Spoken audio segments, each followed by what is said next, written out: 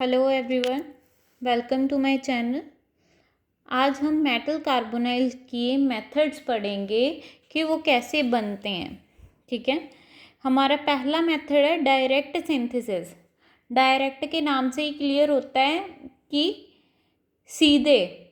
ठीक है, direct metal से कार्बोनाइल क्या रिएक्शन करवाओ in the presence of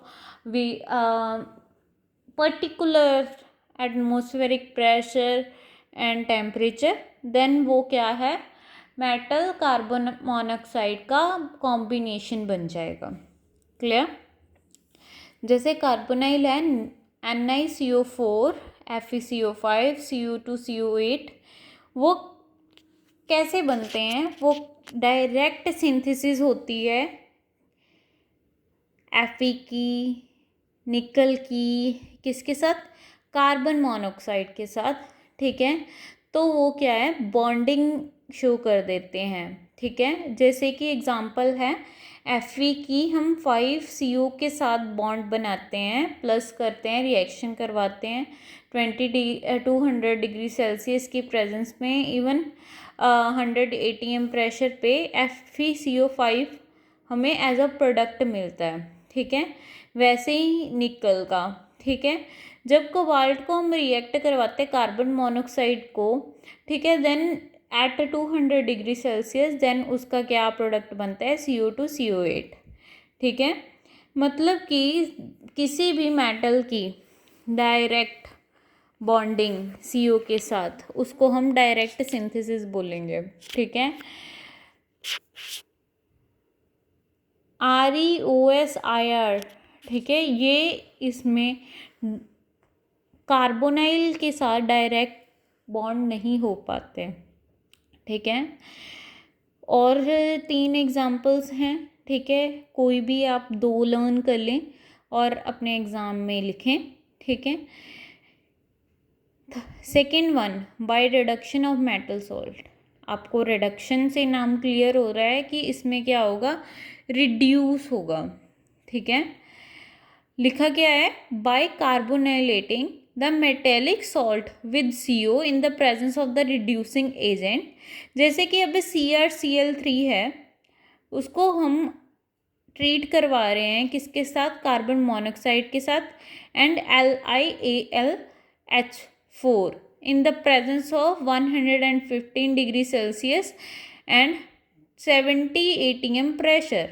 then क्या बना, Cr ने CO के साथ लिंक कर लिया, CrCO6 बन गया। जो Li लिथियम है, लिथियम क्लोराइड अलग निकल गया और एल्यूमिनियम क्लोराइड अलग निकल गया। इसमें मेटालिक सॉल्ट क्या हो गए, वो रिड्यूस हो गए। ठीक है, उसके ही कुछ एग्जाम्पल हैं, वो आप कर सकते हो। ठीक है, जैसे 2FeS है, उसको हम 10 carbon monoxide plus copper 200 ATM पे, ठीक है, रिएक्ट करवाते हैं, 2FeCO5 प्लस Cu2S बाहर निकलता है, कॉपर सल्फाइड। ठीक है, इसमें लिखा क्या हुआ है कि मेटालिक सॉल्ट रिड्यूस होता है इन the presence of carbon monoxide. ठीक है, ये हमारा सेकेंड मेथड था। और हमारा थर्ड मेथड है indirect synthesis involving Grignard Regent. जैसे इथरल सॉल्यूशन है ग्रिग्नार्ड रेजेंट का, ठीक है, हम उसको रिएक्ट करवाते हैं CO के साथ, देन वो एक अनस्टेबल इंटरमीडिएट बनाता है और वो आगे एसिड सॉल्यूशन में डिकम्पोज हो जाता है। जैसे ये रहा ग्रिग्नार्ड रेजेंट 2COH5 MgBr, उसको हम COCl3 के साथ रिएक्ट करवाते हैं प्लस 2CO।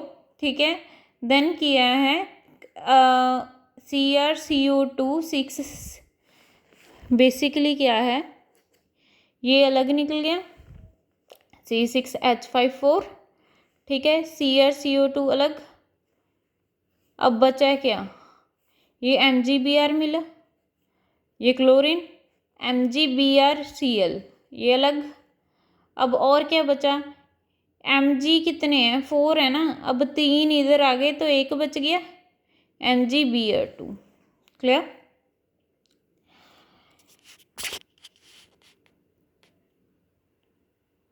वैसे ही उसी अनस्टेबल प्रोडक्ट को हम 6 हाइड्रोजन्स के साथ रिएक्ट करवाएंगे, वो आगे डिस्ट्रीब्यूट हो जाएगा, CrCO6 प्लस 3 क्रोमियम, ठीक है, 12C6H5 negative and 3H2 release.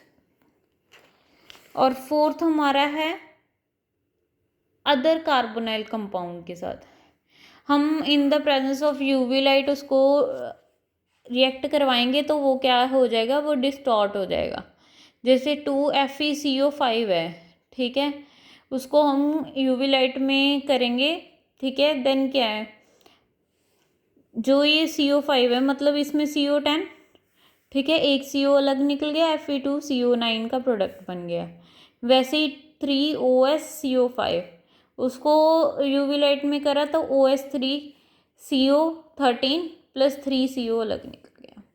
Thank you for watching. If any query you have to comment down, I will make sure to clear your thoughts.